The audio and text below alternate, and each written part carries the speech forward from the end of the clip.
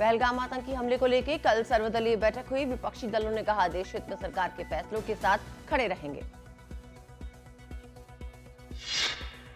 पहलगाम के गुनहगारों को बिहार के मधुबनी में पीएम मोदी का कड़ा संदेश। बोले आतंकियों को मिट्टी में मिला देंगे, आतंक के आकाओं की कमर टूटेगी।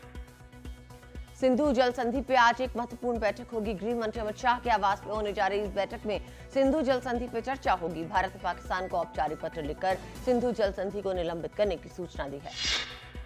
भारत ने एक और बड़ा फैसला लिया है। पाकिस्तानी नागरिकों का वीजा खत्म किया गया है। भारतीय नागरिकों को जल्द से जल्द पाकिस्तान छोड़ने के निर्देश दिए गए हैं। 27 अप्रैल के बाद कोई भी पाक वीजा मान्य नहीं रहेगा। भारत ने दुनिया को दिखाए पहलगाम हमले में पाकिस्तानी हाथ होने के सबूत। कल साउथ ब्लॉक में जुटे कई देशों के राजनयिक। पहलगाम हमले के बाद बुधवार को भारत ने पाकिस्तान पर 5 बड़े एक्शन लिए तो पाकिस्तान ने अपनी राष्ट्रीय सुरक्षा समिति की बैठक बुला ली। पाकिस्तान ने अपनी मीडिया और लोगों को जताने की कोशिश की कि वो डर नहीं रहा, मगर मीटिंग की तस्वीरों में पाकिस्तान के प्रधानमंत्री Shahbaz Sharif, army chief general Syed Asim Munir से लेकर सभी के चेहरे की रंगत उड़ी हुई। पाकिस्तान ने भारत को गीदड़ भभकी दी। पाकिस्तान ने भारत के साथ द्विपक्षीय समझौते स्थगित कर दिए। शिमला समझौते 1972 को भी स्थगित करने की चेतावनी दी है। वाघा बॉर्डर को बंद करने का ऐलान किया है। पाकिस्तान ने भारत के लिए एयर स्पेस बंद करने का भी फैसला किया है। पाकिस्तान ने कल भारतीय एयरलाइन के लिए अपना हवाई क्षेत्र और वाघा सीमा चौकी को बंद कर दिया। भारत के साथ सभी प्रकार के व्यापार पर रोक लगा दी और कहा कि सिंधु जल संधि के तहत पाकिस्तान को मिलने वाले पानी को रोकने या परिवर्तित करने का कोई भी प्रयास युद्ध की कार्रवाई माना जाएगा। पाकिस्तानी विदेश मंत्री इशाक डार ने एक टेलीविजन संवाददाता सम्मेलन में कहा कि तनाव बढ़ने के कारण पाकिस्तान बाद में भारतीय उच्चायोग को तलब करेगा। साथ ही इस्लामाबाद स्थित भारतीय उच्चायोग में भारतीय राजनयिकों की संख्या भी घटाकर 30 की जा रही है। भारतीय सेना प्रमुख जनरल उपेंद्र द्विवेदी आज पहलगाम हमले के मद्देनजर सुरक्षा स्थिति की समीक्षा करने के लिए श्रीनगर का दौरा करेंगे। वहां के सैन्य अधिकारी घाटी और नियंत्रण रेखा पर उठाए गए कदमों की जानकारी देंगे। पहलगाम हमले पे आरएसएस प्रमुख का बड़ा बयान। सबक सिखाने का समय आ गया, देश शक्तिशाली है, इसे दिखाने का समय आया है। कांग्रेस नेता और लोकसभा में नेता विपक्ष राहुल गांधी आज सुबह 11 बजे अनंतनाग जाएंगे। उसके बाद वो श्रीनगर में व्यापार संगठनों से मिलेंगे। केंद्रीय मंत्री किरण रिजिजू ने सर्वदलीय बैठक के बाद कहा कि यह बहुत दुखद घटना है। सभी राजनीतिक दलों ने अपने अपने विचारों को रखा और एक बात सामने आई कि देश को एकजुट होकर और एक आवाज में बोलना चाहिए। सभी पार्टियों ने कहा कि वो सरकार के साथ है। कांग्रेस अध्यक्ष मल्लिकार्जुन खड़गे ने सर्वदलीय बैठक के बाद कहा कि इस हादसे में बहुत से निर्दोष लोग मारे गए हैं। हम सभी ने मिलकर कहा है कि देश हित में सरकार जो भी एक्शन लेगी हम सब एक साथ सपोर्ट करेंगे। एआईएमआईएम चीफ असदुद्दीन ओवैसी ने कहा कि केंद्र सरकार उस देश के खिलाफ कार्रवाई कर सकती है जो आतंकी समूह को पनाह देता है। अंतर्राष्ट्रीय कानून हमें पाकिस्तान के खिलाफ आत्मरक्षा में हवाई और नौसैनिक नाकेबंदी करने और हथियारों की बिक्री पर पाकिस्तान पर प्रतिबंध लगाने की अनुमति देता है। पहलगाम हमले की पहली तस्वीर सामने आई है। पर्यटकों को घेरकर फायरिंग करते दिखे आतंकी। आतंकी हमले में 26 पर्यटकों की गई थी जान। भारत और पाकिस्तान के बीच अटारी बॉर्डर पर आयोजित होने वाला समारोह बीटिंग रिट्रीट अब पहले की तरह नहीं होगा। खबर है दोनों देशों के सैनिक अब हाथ नहीं मिलाएंगे और समारोह के वक्त गेट भी नहीं खुलेंगे। सैलानियों को बचाने की कोशिश में जान देने वाले आदिल हुसैन शाह के परिवार से एनडीटीवी ने बात की। मां रो पड़ी और कहा कि हम तो दूसरों के दुख से रो रहे थे, अपनी खबर देर से मिली। भारत गम में है और पाकिस्तानी उच्चायोग में पहुंचा केक। उच्चायोग के कर्मचारी से जब मीडिया ने इसके बारे में पूछा तो उसने कोई जवाब ही नहीं दिया। पहलगाम हमले में मारे गए शुभम द्विवेदी के पैतृक गांव हाथीपुर पहुंचे उत्तर प्रदेश के मुख्यमंत्री योगी आदित्यनाथ। परिजनों से की मुलाकात। पहलगाम आतंकी हमले में मारे गए आईबी अधिकारी मनीष रंजन का कल अंतिम संस्कार किया गया। बड़ी संख्या में लोगों ने नम आंखों से उन्हें अंतिम विदाई दी। आतंकी हमले में मारे गए मंजुनाथ को अंतिम विदाई दी गई। उनकी पत्नी पल्लवी मंजुनाथ ने कहा कि ये एक बुरा सपना होना चाहिए, ऐसा किसी भी परिवार के साथ ना हो। रायपुर के दिनेश बिरानिया का अंतिम संस्कार किया गया। सीएम विष्णुदेव सहाय ने कंधा दिया। इंदौर के सुशील नथायनिल का भी अंतिम संस्कार किया गया। बेंगलुरु में पहलगाम आतंकी हमले में जान गंवाने वाले भारत भूषण का भी कल अंतिम संस्कार किया गया। उन्हें अंतिम विदाई देने बड़ी संख्या में लोग पहुंचे।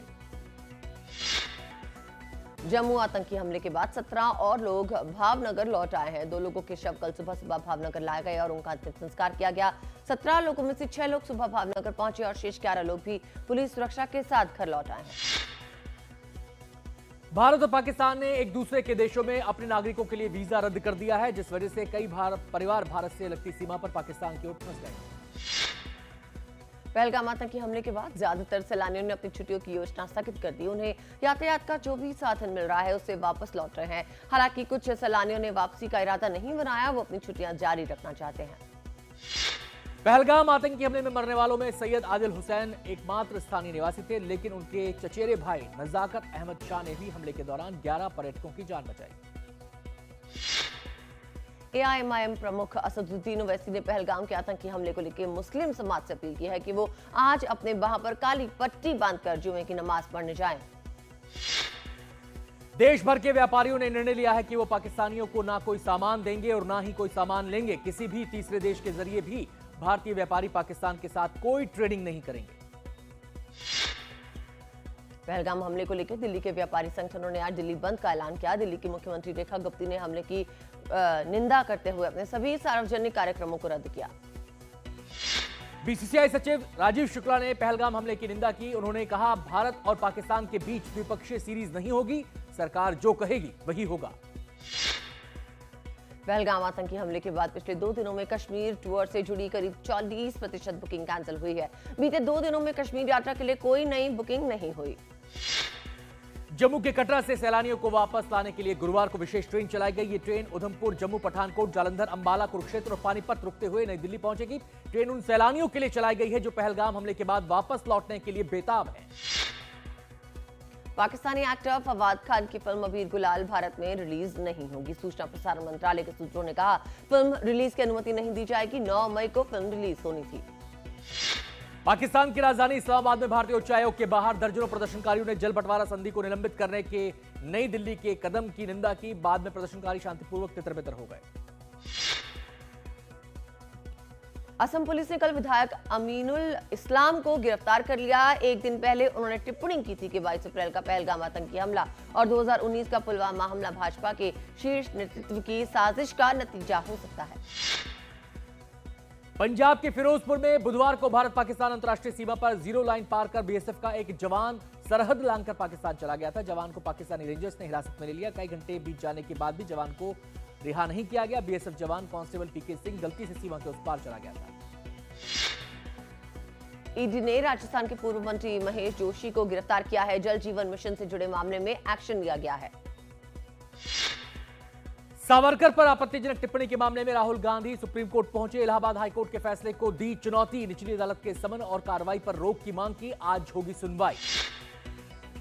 यूपी पुलिस की बर्बरता का एक वीडियो सोशल मीडिया पर तेजी से वायरल हो रहा है। इस 40 सेकंड के वीडियो में साफ दिखाई दे रहा है कि 3 पुलिसकर्मी एक युवक को पकड़कर थाने में पिटाई कर रहे हैं। नीतीश कटारा हत्याकांड में दोषी विकास यादव को 8 मई तक अंतरिम जमानत मिली है। मां के इलाज के लिए सुप्रीम कोर्ट ने अंतरिम जमानत दी है। हालांकि जमानत सशर्त दी गई है। गाजा पट्टी में इजरायल के ताजा हमलों में 50 लोग मारे गए, जिनमें अधिकतर महिलाएं और बच्चे थे। मंत्रालय ने बताया कि उत्तरी जबालिया क्षेत्र में एक पुलिस स्टेशन पे हमले में 9 लोग मारे गए हैं। रूस ने कीव पर कई घंटों तक मिसाइलों और ड्रोनों से हमला किया, जिसमें 9 लोगों की मौत हो गई, 70 से ज्यादा लोग घायल हो गए। ये पिछले जुलाई के बाद से यूक्रेनी राजधानी पर उसका सबसे घातक हमला था और यह हमला ऐसे समय में हुआ है जब शांति प्रयास अपने चरम पर पहुंच रहे हैं। अमेरिका के राष्ट्रपति डोनाल्ड ट्रंप इस बात पर जोर दे रहे हैं कि उनका प्रशासन चीन के साथ व्यापार युद्ध को शांत करने के लिए व्यापार वार्ता कर रहा है, जबकि चीन ने इस धारणा को खारिज कर दिया कि ऐसी कोई बातचीत नहीं चल रही। कल नॉर्वे के प्रधानमंत्री के साथ बैठक के दौरान राष्ट्रपति डोनाल्ड ट्रंप ने कहा कि उनका मानना है कि रूस और यूक्रेन दोनों शांति चाहते हैं और संघर्ष का अंत चाहते हैं। मुझे उम्मीद है कि हम उन युवाओं की खातिर वहां पहुंचेंगे जो मर रहे हैं। मेरी अपनी समय सीमा है और हम चाहते हैं कि ये जल्द पूरा हो। आईपीएल में कल बेंगलुरु और राजस्थान के बीच मुकाबला था। बेंगलुरु ने राजस्थान को 11 रन से हरा दिया। इस जीत में विराट कोहली और देवदत्त पड्डीकल की शानदार अर्धशतकीय पारियों के अलावा जॉश हेजलवुड की घातक गेंदबाजी का भी योगदान रहा। अपने घरेलू मैदान पर बेंगलुरु ने सत्र की पहली जीत हासिल की है। इससे पहले उन्होंने चिन्नास्वामी में 3 मुकाबले गंवाए थे। 9 में से 6 जीत चुकी है बेंगलुरु। 12 अंक हो गए हैं और जो रन रेट है वो है 0.482 अंक तालिका में तीसरे स्थान पर है। राजस्थान लगातार 5 मैचों में शिकस्त के साथ 8वें स्थान पर बनी है।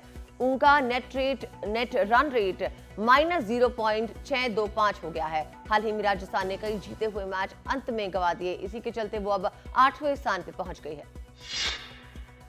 आईपीएल में आज चेन्नई और हैदराबाद के बीच मुकाबला है। दोनों ही टीमें अंक तालिका में सबसे नीचे हैं। आज का मुकाबला दोनों के लिए अहम है क्योंकि प्लेऑफ में पहुंचने के लिए आज जीतना जरूरी है।